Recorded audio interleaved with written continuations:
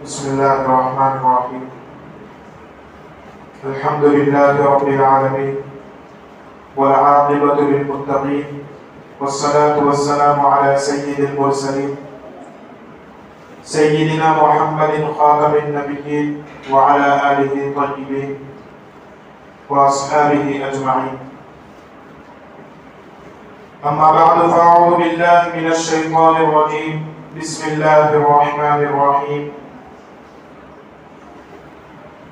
कुंतुम Khaira उम्मतिन उखरिजत लिन्नास तअमुरूना bill मारूफ व तनहौना अनिल मुनकर व तु'मिनूना बिल्लाह। सदक़ल्लाहुल अज़ीम। व क़ाल रसूलुल्लाह सल्लल्लाहु अलैहि वसल्लम अद-दुनिया व मज़रअतुल आखिरह। व क़ाल रसूलुल्लाह सल्लल्लाहु अलैहि वसल्लम अद-दुनिया सिजनुल मुमिन व जन्नतुल काफिर। औ कमा क़ाल अलैहि सलातु वस्सलाम। सदक़ल्लाहुल अज़ीम। मोहतरम दोस्त और बुजुर्गों, गुज़िश्ता जुमा को मौत के मंजर में चंद बातें हुई थी कि सहाबाए किराम मौत के झटके से कितना डरते थे। मौत से नहीं डरते थे, मौत के झटके से डरते थे कि कितना शदीद है, कितना सख्त है कि एक झटका आता है, बदन के अंदर बहुत सारा खून है, लेकिन एक झटके में वो खून सारा गायब हो जाता है।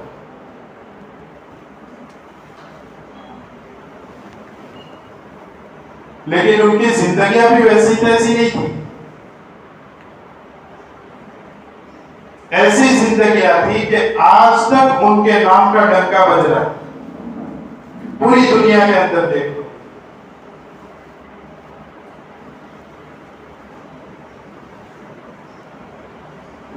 और आज तक वो ऐसे काम करके गए हैं कि छोटा बच्चा भी उनको जानता है।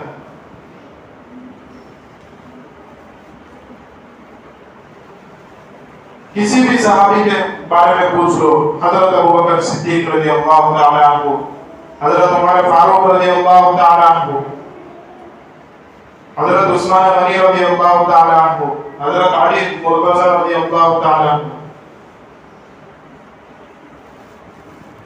सलमान फारसी रज़ियल्लाहु तआला अन्हु, हजरत अबू हुरैरा रज़ियल्लाहु तआला अन्हु, किसी भी सहाबी के बारे में पूछ लो, लेकिन छोटा बच्चा भी यूं कहतेगा कि ये अल्लाह के नबी का वो सहाबी है जिसको अल्लाह ने नबी को भी राजी किया है और अल्लाह को भी राजी किया है। ये सहाबा, और उनकी जिंदगियों के अंदर ईमान इतना पक्का था कि कोई भी हुकूमत आकर उनको यूं कहती थी कि तू इस तरह कर, तो वो शरीयत के बाहर का जो कहते हैं, सहाबा यूं कहते थे कि मैं ये नहीं करूंगा, हमारी शरीयत ये काम करने को गवारा नहीं करती है, तुम्हें जो करना है वो कर लो, हमें खत्म करना है हमें खत्म कर दो, हमें मैदान में घसीट घसीट कर मारना चाहते हो मार लो, लेकिन हम ये काम नहीं करेंगे।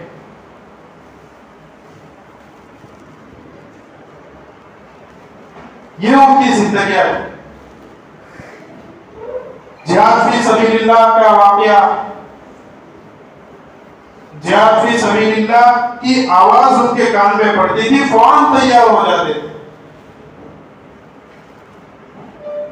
और आज हमसे 3 दिन कोई मांगने आता है, हम फौरन औज़र बयान कर देते हैं कि मेरा कारोबार चलता है, मैं इस जुमा को नहीं आऊंगा, आइंदा जुमा को रख लो, मैं आऊंगा। आइंदा जुमा भी जाते हैं, फौरन औज़र बयान करने चले जाते हैं। ये हमारी जिंदगी है, ये हमारा ईमान है। और सहाबा का ईमान कैसा था कि पूरी जिंदगी लगाने के लिए कहते तो वो भी तैयार हो जाते। छोटे छोटे बच्चों से भी अगर 3 दिन क्या पूरी जिंदगी मांग लेते, वो भी तैयार हो। सहाबा थे।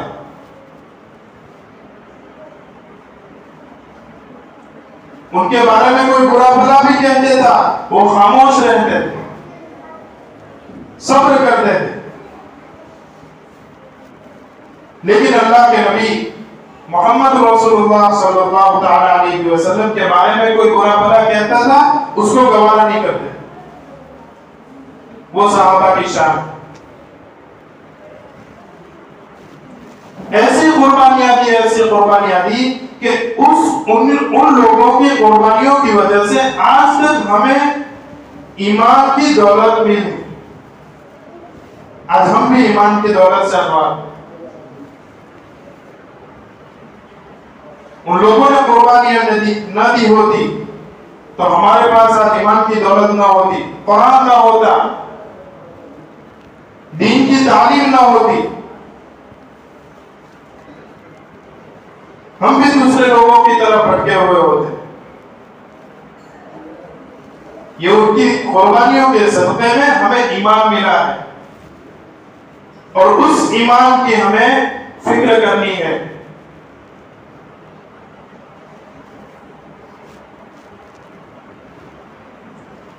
इसलिए मोहम्मद रसूलुल्लाह सल्लल्लाहु तआला अलैहि वसल्लम फरमाया करते हैं कि मेरे सहाबा जो है वो सितारों के मानिंद हैं। अगर एक की भी इत्तिबा कर लोगे तुम दुनिया और आखिरत दोनों में कामयाब हो जाओ।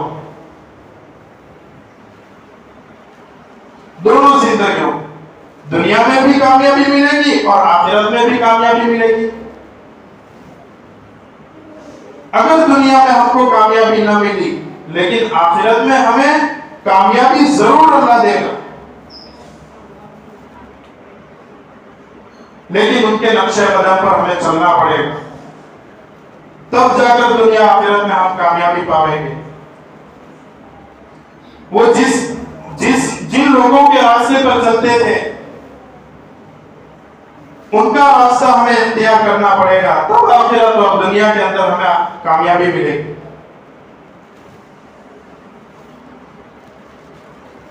सहाबा की तो दूर, नबियों ने कैसी कुर्बानियां दी।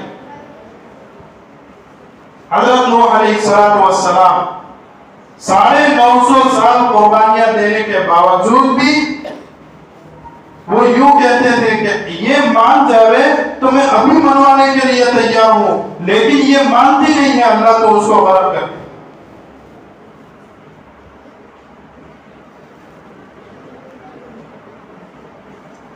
नबियों ने भी बड़ी कुर्बानियां दी है।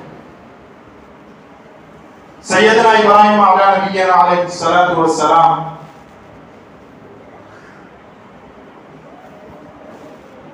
कैसी कुर्बानियां दी है। आग में डाला गया, शहर को छोड़ा गया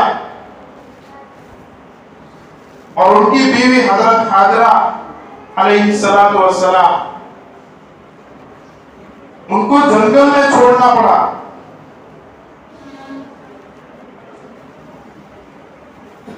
उनके बेटे के गले पर छुरी चलानी पड़ी। उन्होंने भी कुर्बानियां दी। ऐसी तैसी कुर्बानियां नहीं थी, ऐसी तैसी आजमाइश नहीं थी। उन्होंने जो कुर्बानियां दी है, खुदा की कसम उन लोगों ने कुर्बानियां दी है। हम आज वही कुर्बानी अल्लाह के रास्ते में दे देते, आज हमारी जिंदगियां भी कामयाब हो जाती।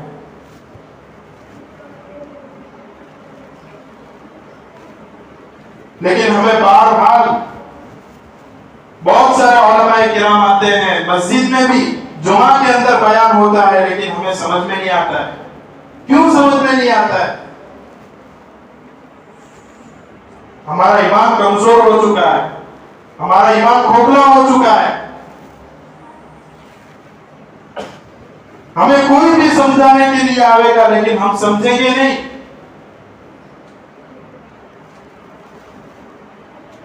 हम बाहर से तो कहते हैं कि अल्लाह एक है, मोहम्मद रसूलुल्लाह सल्लल्लाहु तआला अलैहि वसल्लम अल्लाह के नबी है, सहाबा किराम रिज़वानुल्लाह तआला अलैहिम अजमईन अल्लाह के नबी के सितारे हैं। उनकी जिंदगियां हम पकड़ लेंगे, हमें कामयाबी मिल जाएगी। हम जानते हैं सारा कुछ के नमाज के बारे में ये फजाइल है, नमाज ना पढ़ने के बारे में ये वबाएं हैं, ये सजाएं हैं, ये बदला देना पड़ेगा। हम सारा सब कुछ जानते हैं कि पड़ोसी को नाराज करने के लिए, पड़ोसी को हमने नाराज कर दिया, हमें ये बदला देना पड़ेगा। आखिरत के अंदर हमें अपनी नेकियां देनी पड़ेगी। सब कुछ जानते हैं, लेकिन हमारा ईमान कमजोर है, इसलिए हमें ये काम करने की तौफीक नहीं मिल रही।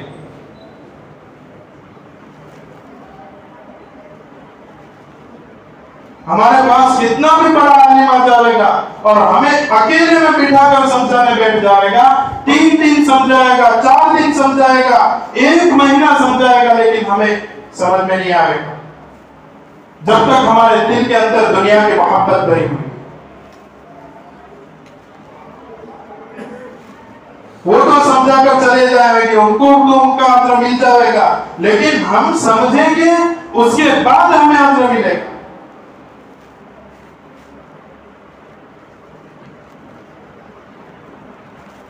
हमारे सामने कुर्बानी, ये दुल्हिज्जा का महीना चल रहा है, कुर्बानी के फजाइल बयान किए जाते हैं, कुर्बानी के हुकूक बयान किए जाते हैं, लेकिन माल होने के बाद भी उसको कुर्बानी करने की तौफीक नहीं मिलती है।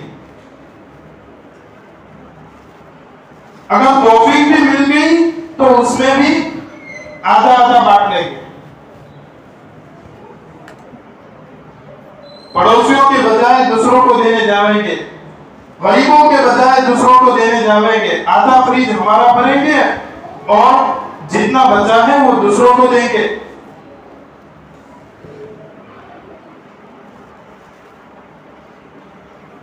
ऐसी नाफरमानियां हम करते हैं क्योंकि हमारी जिंदगियों के अंदर ऐसा ईमान नहीं है जैसा सहाबा किराम रिज़वानुल्लाह तआला अलैहिम अजमईन के दिलों के अंदर था।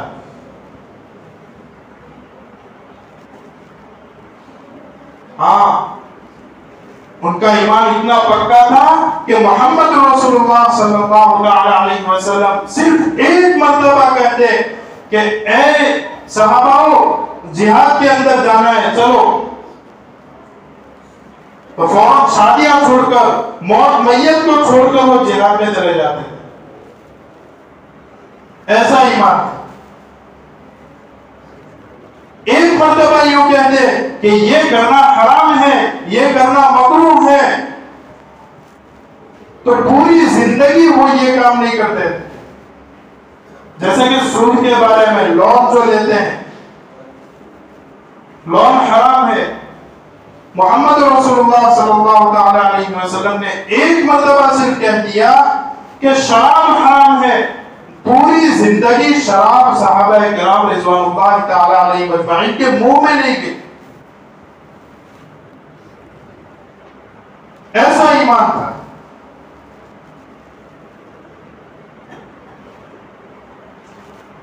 हमारा ईमान खोखला हो चुका है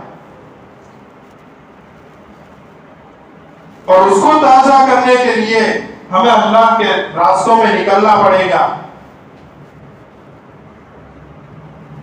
हमारे बुजुर्गान दीन तो यूं कहते हैं कि अल्लाह के रास्ते में निकल जाएगा, घर वालों को छोड़ देगा, बीवी बच्चों को छोड़ देगा, अपने कारोबार को छोड़ देगा और सिर्फ खालिस अल्लाह को राजी करने के लिए अल्लाह के रास्ते में चला जाएगा।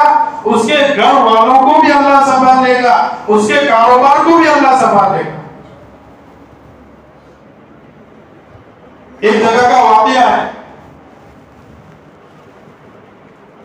कि एक दूध का कारोबार करता था एक शख्स,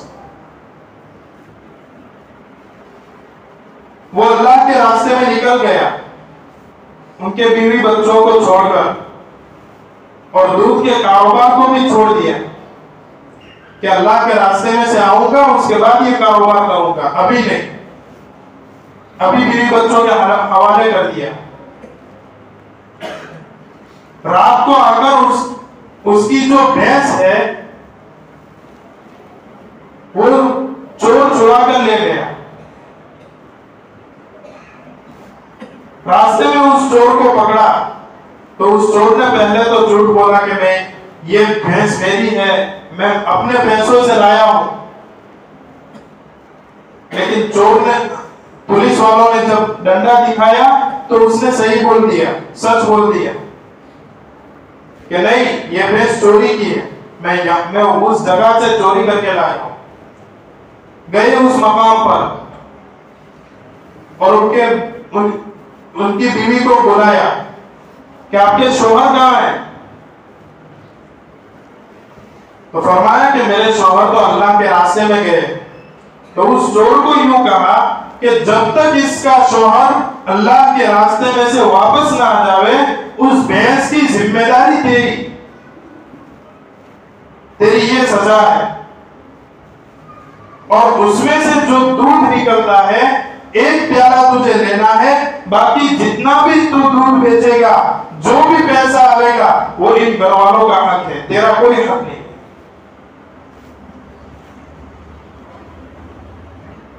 बीवी बच्चों को छोड़ दिया, कारोबार को छोड़ दिया, अल्लाह ने उसके बीवी बच्चों को भी संभाल लिया और उसके कारोबार को भी संभाल लिया।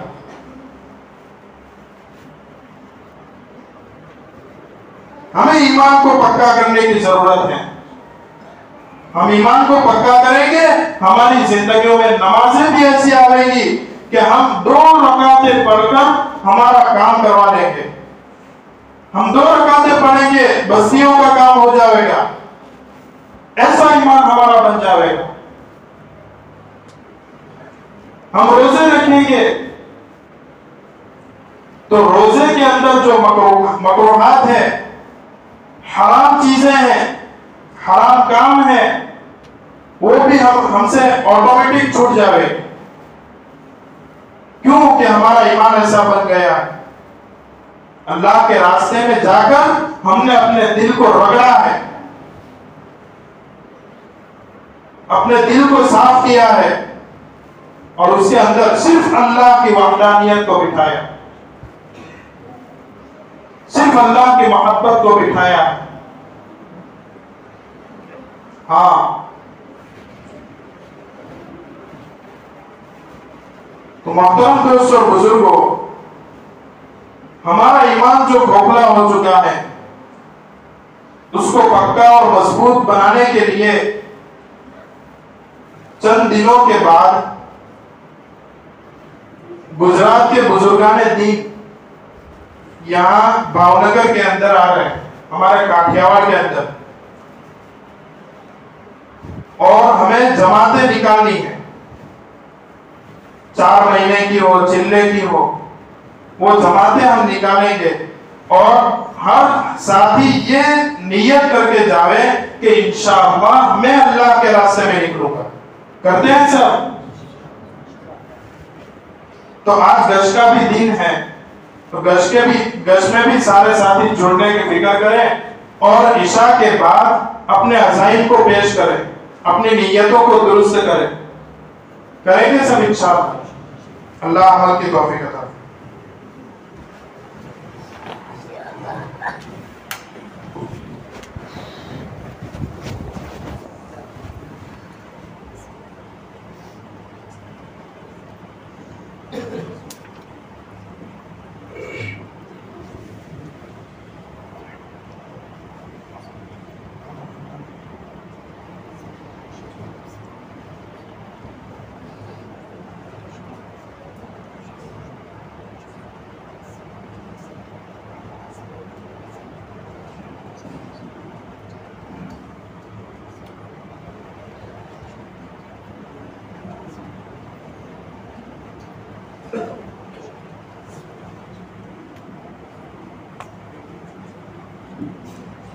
Mm-hmm.